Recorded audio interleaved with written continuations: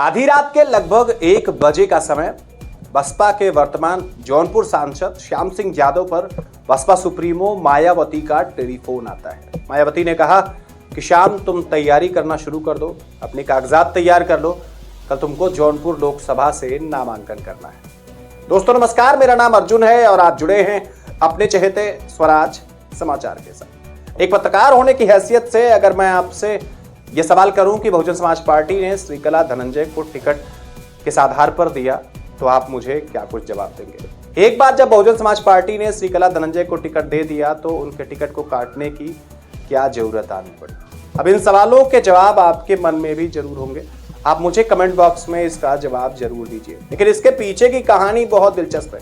आइए जरा डिटेल में इस पूरी की पूरी कहानी को समझने की कोशिश करते हैं। दरअसल आपको बताते चले कि कल बसपा की प्रत्याशी जौनपुर से श्रीकला धनंजय के केंद्रीय कार्यालय जौनपुर का उद्घाटन था। उद्घाटन कार्यक्रम में मंडल कोऑर्डिनेटर घनश्याम खैरवार भी आए थे। मंडल कोऑर्डिनेटर ने इस केंद्रीय कार्यालय का उद्घाटन किया। सारी चीजें बहुत अच्छी चल रही थी। मीडिया में कल से ही इस बात की चर्चा थी कि श्रीकला धनंजय का टिकट कट गया है, लेकिन इस चीज को लोगों ने अफवाह माना और खैरवार जी ने भी मीडिया से यह बातचीत करते हुए कहा कि ये बिल्कुल कोरी अफवाह है और बिल्कुल श्रीकला धनंजय का टिकट नहीं कटा। लेकिन राजनीति के धुरंधर ये भी बताते हैं कि यह खिचड़ी बहुत दिनों से पक रही थी। जब धनंजय सिंह बरेली जेल से जमानत पर रिहा होकर के जौनपुर आए तो उसके बाद से ही ऐसी संभावनाएं लगाई जा रही थी। आप जरा उस वक्त को याद करिए और मुझे बताइए कि जब से धनंजय सिंह बरेली जेल से छूट करके आए तब से उन्होंने कितनी जनसभाएं की, कितनी चौपाल की और कितने लोगों से संपर्क किया। लेकिन इसी बीच श्रीकला धनंजय लगातार लोगों से मिलजुल रही थी, चाहे वो जंगई हो, चाहे मुंगरा बादशाहपुर हो, चाहे शाहगंज हो, चाहे खेतासराय हो, चाहे जौनपुर सदर हो,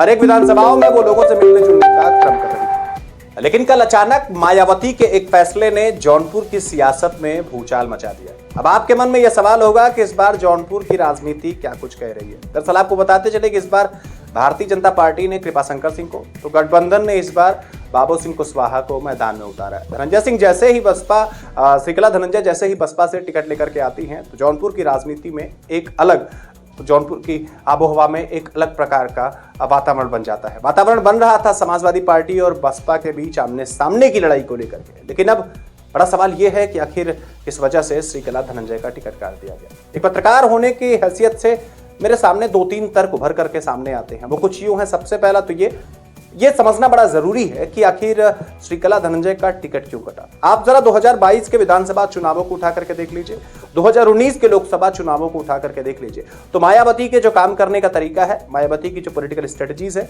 मायावती की जो कास्ट बेस माइंडसेट है, वो उनके दिमाग से अभी नहीं निकल रही है। दरअसल इस बार 2024 के लोकसभा चुनावों में मायावती ने अपने प्रत्याशी ऐन वक्त पर बदले हैं। अगर आप जरा पीछे की तरफ जाएंगे तो दूसरे चरण के चुनाव जब समाप्त हुए, कल तीसरे चरण के जब चुनाव है तो उससे पहले आजमगढ़ के प्रत्याशी को बदल दिया गया, भदोही के भी प्रत्याशी को ऐन वक्त पर बदल दिया गया, संत कबीर नगर के प्रत्याशी को ऐन वक्त पर बदल दिया गया और न सिर्फ इतना बल्कि बनारस के प्रत्याशी को भी ऐन वक्त पर बदल दिया गया। अब अगर श्रीकला धनंजय सिंह का टिकट कटा है या फिर श्रीकला धनंजय सिंह ने अपने टिकट को वापस कर दिया है, इस बात को इतनी हाइप देने की जरूरत नहीं है। धनंजय सिंह वैसे भी अपने आप में एक मजबूत नेता है, श्रीकला धनंजय वैसे भी अपने आप में एक मजबूत नेता है कि वो इंडिपेंडेंट अगर चुनाव लड़ जाए तो जीते या ना जीते, लेकिन दूसरे किसी राजनीतिक दल का खेल जरूर बिगाड़ सकती हैं।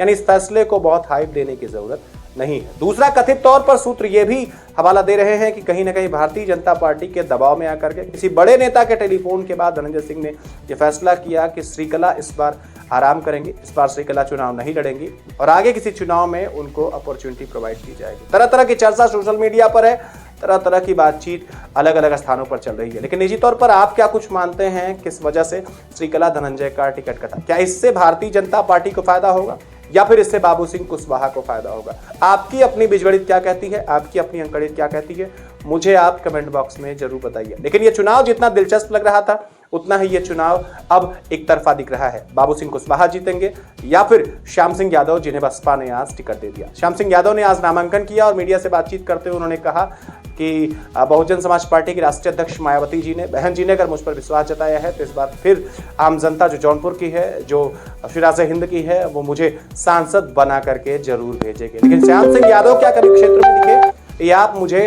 जरूर बताइए। खैर चुनाव बहुत दिलचस्प है, इंतजार करिए 25 मई का, इंतजार करिए धनंजय सिंह की किसी प्रतिक्रिया का। खैर धनंजय सिंह ने अब तक कोई प्रतिक्रिया नहीं दी है, श्रीकला धनंजय ने भी अब तक कोई प्रतिक्रिया नहीं दी है, जिससे यह तय हो पाए कि कौन से ऐसे मुख्य कारण थे जिस वजह से इनका टिकट कटा या इन्होंने अपना टिकट वापस कर दिया है। ऐसी तमाम खबरों के लिए आप जुड़े रहिए मेरे साथ। नमस्कार।